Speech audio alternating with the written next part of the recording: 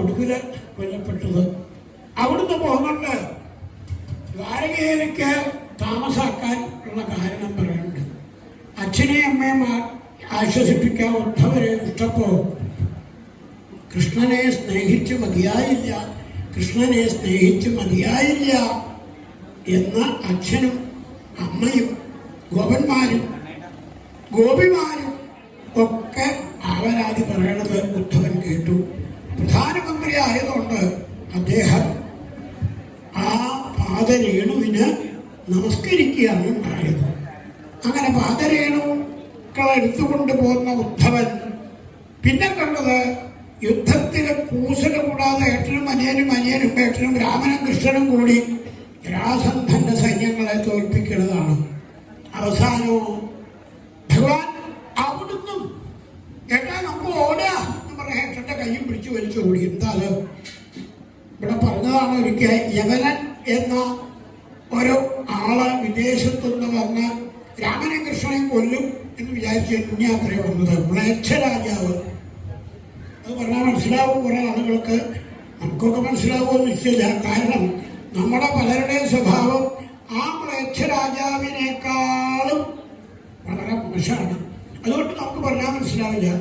ഇയാള് കൃഷ്ണനെ കാണണം നാരദന്റെ ശിഷ്യനാന്നുള്ള പട്ടിക അന്വേഷിക്കുക. നാരദന്റെ ശിഷ്യന, അതെ. നാരദൻ എന്താ പറഞ്ഞത്? അയാളൊരു കടലാസം കുറിച്ച് വെച്ചിട്ടുണ്ട്. വനമാലി പീതാംബരൻ, നീലനിറം പീതാംബരം വനമാല പത്മമാലി നിരായുധ. ഓടക്കോഴായിരുന്നു പണ്ട്, ഇപ്പൊ അതും കൂടിയില്ല. അങ്ങനെ ഓടി നടക്കുന്ന ഒരാള്. നല്ല ലക്ഷണം. ആരൊന്നും മിണ്ടില്ല. നാരദം പറഞ്ഞ ലക്ഷണമാക്കി ഓടി കണ്ടുപിടിച്ചു. ഓടിയാണ് ഭഗവാൻ. ഇയാളെ പിന്നാലെ ഭഗവാൻ മുചുകുന്ദന്റെ ഗുഹയിൽ പോയി വിളിച്ചു. ഇയാളെ ഓടി വന്ന് എണീക്കടാന്ന് പറഞ്ഞ കൊട്ടത്തു ഒരു ചവിട്ട് മുചുകുന്ദന്റെ കാലില്. ഭഗവാൻ അപ്പുറത്ത് മാറി വിളിച്ചു നിൽക്കുക. മുചുകുന്ദന്റെ ഭാഗത്ത് ചവിട്ടി. അദ്ദേഹം വളരെ വളരെ വളരെക്കാരായിട്ട് ദേവന്മാരുടെ അനുഗ്രഹം കൊണ്ട് വരം മേടിച്ചത് എന്താണോ? ഉറക്കം. ശിവ, നമ്മൾ ആലോചിച്ച് നോക്കൂ. നമ്മൾ വായനയ്ക്ക് ഇരിക്കുമ്പോഴും കൂടി ഉറക്കം തൂങ്ങി വെല്ലുവിളിക്കണോ? ഇയാളെ പാവം മുചുകുന്ദൻ ഉറക്കം വരമായിട്ട് മേടിച്ചിരിക്കണു. നമ്മളൊക്കെ ചിലപ്പോ വായനയ്ക്ക് ഇരിക്കണമെങ്കിൽ ഉറക്കം തൂക്കണമെങ്കിൽ ആലോചിക്കണം, ഇത് വരമായിട്ട് ഏതെങ്കിലും ചെമ്പത്ത് മേടിച്ചതാണോ ആവോ എന്ന്. എന്തായാലും മുചുകുന്ദന് ഭഗവാൻ ദർശനം കൊടുത്തു. മുചുകുന്ദൻ തന്റെ ഭാഗത്ത് ചവിട്ടിയത് അവനെ നോക്കിയപ്പോ അയാളുടെ ഭസ്മായി. പിന്നെ പരിചയപ്പെടുത്തി.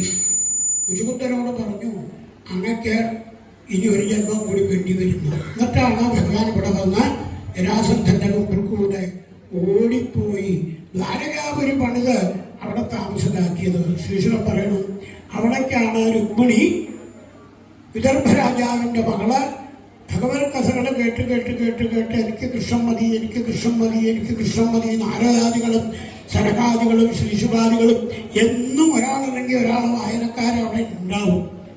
എന്തും ഭഗവതമായോ നമ്മൾ തലയ്ക്ക് കൈവയ്ക്കും. ആകെ 7 ദിവസം കഴിച്ചു കൂട്ടാൻ വിഷമിക്കണം. അപ്പൊ 9 ദിവസം കഴിച്ചു കൂട്ടാൻ ഇക്കൊല്ലം ഉത്സാഹമായിട്ട് പുറപ്പെട്ടിരിക്കണം. എന്നും ഭാഗവതം വായന, അതാണ് പഴയ സംസ്കാരം. എന്നും ഭാഗവതം വായന അമ്പലപ്പുഴയിൽ നടത്തിയിരുന്ന ആളാണത്രേ പട്ടേരിപ്പാട്. അദ്ദേഹത്തിന്റെ ഭാഗ്യം. അല്ലാണ്ട് എന്താ പറയാ. എന്തായാലും ആ പട്ടേരിപ്പാട് താമസിച്ചിരുന്ന കച്ചേരി മാളിക ഇപ്പോഴും ഉണ്ടേ, അവിടെ ചെന്നവർക്ക് കാണാം. എന്തായാലും പട്ടേരിപ്പാട് പുരാണം വായിക്കുന്ന പട്ടേരി, പുരാണ പട്ടേരി എന്ന പേരിൽ അവിടെ നിന്നിരുന്നു. അദ്ദേഹം മേൽപ്പത്തൂര് ഗുരുവായൂരപ്പനെ സേവിച്ചതോടെ ആ പേരായി അദ്ദേഹത്തിന്. എന്തായാലും എന്നും ഭാഗവതം വായന. അത് കാരണം രുക്മിണിക്ക് വേറൊരു സംസ്കാരവും ഹൃദയത്തിൽ കൂട്ടുന്നില്ല. തനിക്ക് ശ്രീകൃഷ്ണനെ വേണം. അത് തരാതില്ല. ഏട്ടന്മാർ 5 പേരും കൂടി തന്നെ ശിശുപാലന് കൊടുക്കുന്ന ഉച്ചയായപ്പോ ഒരു ബ്രാഹ്മണന്റെ കയ്യിൽ കത്തും കൊടുത്ത് ദ്വാരകയിലേക്ക് അയച്ചു. ഭഗവാനെ ബ്രാഹ്മണൻ രുക്മിണിയുടെ നമ്മുടെ ഭാഷയിൽ പറഞ്ഞാൽ ലവലച്ചർ പ്രേമലേഖനം ഗുരുവായൂരപ്പനെ വായിച്ച് കേൾപ്പിച്ചു. അത് കേട്ടാൽ നമുക്കും ഒരു പ്രേമലേഖനമൊക്കെ എഴുതാം.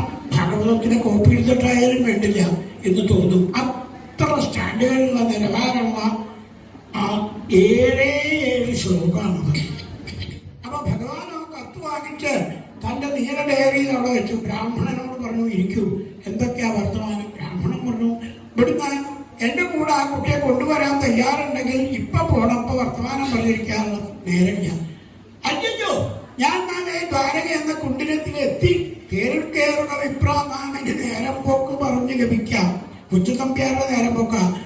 ഭഗവാൻ ഞാൻ കുണ്ടിനത്തിലെത്തി എന്ന് പറഞ്ഞ് കയറിക്കിട്ട് അന്ന് കയറിയില്ലേ, ഇങ്ങനെ മാത്രമല്ല എനിക്ക് കുണ്ടിനത്തിലെത്താൻ കഴിഞ്ഞത്.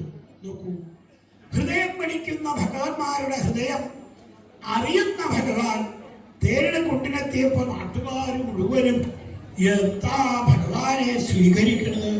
അസ്യൈവ ഭാര്യാ ഭവിതും രുക്മിണ്യരിഹതിനാപരാ അസാവപ്യനവദ്യാത്മാ ഭൈഷ്ണ്യാ സമുചിതപ്പതി. നമ്മുടെ രുക്മിണി തമ്പുരാട്ടി കുട്ടിക്ക് ഈ സുന്ദരകളേവരും ശ്യാമസുന്ദരൻ തന്നെ ഭർത്താവായിട്ട് വരണം. ഒപ്പം നിൽക്കണ്ടേ ബലരാമേട്ടൻ അനന്തമൂർത്തി. ആരും അവിടുത്തെ കുറിച്ച് ഇപ്പൊ ഒന്നും പറഞ്ഞിട്ടില്ല. ഇപ്പൊ ശ്രീകൃഷ്ണനെ രുക്മിണി കത്തയച്ച് വരുത്തിയ ആള് ബലരാമൻ ശ്രീകൃഷ്ണന്റെ മുഖത്തൊക്കെ നോക്കിയിട്ടോ, തനിക്ക് ഇവിടെ നല്ല സ്വീകരണമാണല്ലോ, ചേട്ടൻ ഇവിടെ തന്നെ ഉണ്ടാവണം, ഞാൻ ഇവിടെ തന്നെ ഉണ്ടാവും, തന്റെ ഒപ്പുണ്ട്. അല്ല, എനിക്കൊരു പരിഭ്രമം തുടങ്ങിയിട്ടുണ്ട്. വിവാഹമായ പരിഭ്രമിക്കണം എന്നുണ്ടോ? ഒരു കഥ പറയാറുണ്ട്.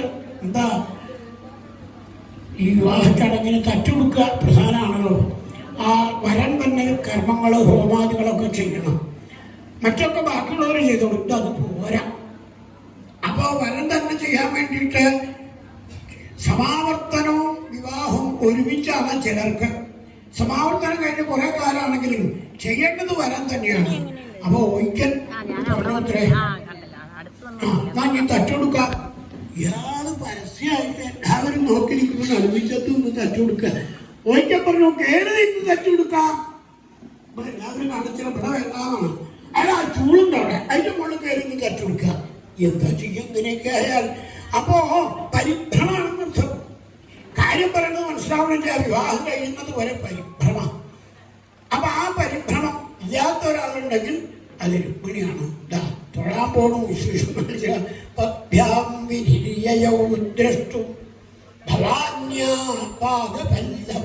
തന്റെ അമ്മ തന്നെ കൈവിടില്ല എന്ന് മനസ്സിലാക്കി. എന്താ, ബ്രാഹ്മണൻ നേരത്തെ വന്ന് അറിയിച്ചു, എന്റെ ഈ കൈ പിടിച്ച് സത്യം ചെയ്തു ഭഗവാൻ രുക്മിണിയെ കൊണ്ടുപോകാമെന്ന്.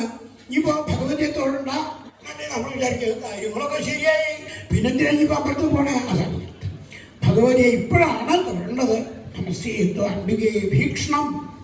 ഞാൻ ഇത്രകാലം അഭീക്ഷണം തുടർച്ചയായിട്ട് അമ്മയെ പൂജിച്ച് പ്രാർത്ഥിച്ചത് ഇന്ന് അമ്മ മകളുടെ ദയനീയത മനസ്സിലാക്കി സാധ്യമാക്കുകയാണല്ലോ. അവിടുന്ന് ഇറങ്ങി ഭഗവാനും ഏട്ടനൊക്കെ ഉണ്ട്. എന്നാലും തിക്കും തിരക്കും വരുമ്പോ ഏട്ടന്റെ അടുത്ത് നിൽക്കാൻ പറ്റിയെന്ന് വരില്ല. രുക്മിണി വരണ കോലാഹലം കേട്ട് ഭഗവാനും നോക്കി. ത്വമപി ദേവ. പട്ടേരിപ്പാട് ക്യാമറ കൊണ്ട് അന്നെടുത്ത ഫോട്ടോ ഗുരുവായൂരപ്പനെ കാണിച്ചു കൊടുത്തു. വായൂരമാണത്തിലിരുന്ന് ഇതൊന്ന് കണ്ടോളൂ ക്യാമറ. രുക്മിണി വരണത് കണ്ടു കൊടുത്തു പകച്ചു നോക്കി നിൽക്കണത്. ഇത്തിരി പരിഭ്രമായോ രുക്മിണിയുടെ ആ വരവ് കണ്ടപ്പോ? തന്നേക്കാൾ സൗന്ദര്യം ഉണ്ടാ രുക്മിണിക്ക് എന്ന് തോന്നിയോ? ഒന്ന് ചിരിച്ചു ഭഗവാൻ. എന്തായാലും പ്രമദയാ മനാഞ്ചകൃഷയ മനാക്ക് ദേശപ്പെടുന്ന് പരിഭ്രമിച്ചു. അല്ല, ഏട്ടൻ അപ്പോ എന്റെ അടുത്ത് ഉണ്ടായിരുന്നില്ല. അപ്പൊ എന്താണ് ഒരു ദിശയായ രുക്മിണിയാ ഒന്നുകൂടി ഭഗവാനെ പരിഭ്രമിച്ചു. എന്താണ്, അടിവെച്ച് വരുന്ന രുക്മിണി ഭഗവാനെ കണ്ടപ്പോഴേ അമ്മയെ നല്ലോണം ഓർത്താ ഭഗവാന്റെ പാദത്തിൽ അങ്ങോട്ട് നമസ്കരിച്ചു. അതൊന്നും ഭഗവാൻ പ്രതീക്ഷിച്ചിട്ടില്ല. ശൃംഗാരരസർവസ്വം ശിഖിപിഞ്ച വിഭൂഷണം അംഗീകൃത നരാകാരം ആശ്രയേ ഭുവനാശ്രയം. അത് പറഞ്ഞ രുക്മിണിയുടെ നമസ്കാരം. അപ്പം ഭഗവാൻ നന്നായി വരുമോ എന്ന് പറഞ്ഞ കൈ പിടിക്കല്ലേ വേണ്ടത്. രുക്മിണിയുടെ നമസ്കാരം കൊണ്ട് ഭഗവാനും ആകെ ഒന്ന് പകച്ചു. ഇവ രുക്മിണി എന്താ കൈ പിടിക്കാത്തതെന്ന് ചോദിക്കാൻ പറ്റുമോ? സത്യം ചെയ്തു ഇവിടുന്നെന്ന് പറഞ്ഞിട്ട് ഞാൻ വന്നത്, എന്നിട്ട് പിന്നെ കൈ പിടിക്കാത്തതെന്ന് അങ്ങനെ ചോദിക്കാൻ പറ്റുമോ? അതാണ് ചില സംയമനങ്ങള് ഉണ്ടാവണം. അതാ ഭംഗി. ഏറ്റവും വലിയ സൗന്ദര്യം അതാ. നമ്മൾ പലരും പലതും വെച്ച് കെട്ടി വരും. ഈ വെച്ച് കെട്ടിയിട്ടുള്ള സൗന്ദര്യാദികളെക്കാൾ സ്വാഭാവികമായിട്ടുള്ള സ്വാഭാവികത, സ്വഭാവ ഗുണമായിട്ട് വന്നു ചേരുന്ന ചില ഏർപ്പാടുകൾ. അപ്പൊ രുക്മിണി ഒന്നും മിണ്ടാതെ അങ്ങോട്ട് മുൻപാക്കം നടന്നു പോവാണ് എന്നുള്ള മട്ടില് നടന്നു. അപ്പോഴാ ഭഗവാന് പോയോ രുക്മിണി തന്റെ മുമ്പിന്ന് ചാടി വന്നു. അതാവട്ടെ ഒരുപാട് പറഞ്ഞെത്തും. അപ്പൊ ഈ ദേവ രുക്മിണിയുടെ സൗന്ദര്യം കണ്ട് അമ്പലെന്ന പോലെ നിന്ന അവിടുന്ന് പരിസരബോധം വന്നപ്പോ പൊതുവെ വിശ്വസിച്ച രുദ്രമുഖി എന്നാണെങ്കിൽ ഫോണിൽ വിളിക്കാന്ന് വിചാരിക്കും. അന്നത് തുടങ്ങിയിട്ടില്ലോ. എങ്ങടാ പോണേന്ന് പറഞ്ഞുകൊണ്ട് പിന്നാലെ ഗുരുവായൂരപ്പ പട്ടേരി പറഞ്ഞു. ചാടിച്ചെന്ന ആ കുട്ടിയുടെ കയ്യിൽ പിടിച്ച് തന്റെ അടുത്തേക്ക് ചേർത്ത് നിർത്തി. അപ്പൊ എത്രായിരം മഹർഷിമാരുടെ പോലും ഹൃദയക്യാമറ തെളിഞ്ഞിട്ടുണ്ടാവും. ജീവാത്മ പരമാത്മ ഐക്യം ഇന്നാണ് നമ്മളൊക്കെ നേരിട്ട് ഇങ്ങനെ കാണുന്നത്. സുന്ദരിയായ രുക്മിണിയും സുന്ദരനായ ഗുരുവായൂരപ്പൻ ശ്രീകൃഷ്ണ ഭഗവാനും ഒന്നിച്ചു ചേരുന്നു. കയ്യ് പിടിച്ച് തേടിക്ക് കയറ്റി. അപ്പോഴേക്കെന്താ ബലരാമൻ കൃത്യമായിട്ട് വന്നു. കൃഷ്ണ നന്നായി, കുട്ടിക്ക് പേടിയാവാണ്ട് തേര് തെളിച്ചോളൂ. അപ്പൊ സമ്മതിക്കോ രുക്മിണി ഏട്ടാൻ? ഞാൻ ശിശുപാലനെ വിളിച്ചു വരുത്തി വരനായിട്ട് കേമായിട്ട് എഴുന്നള്ളിച്ച് കൊണ്ടുവരും വിളിക്കും.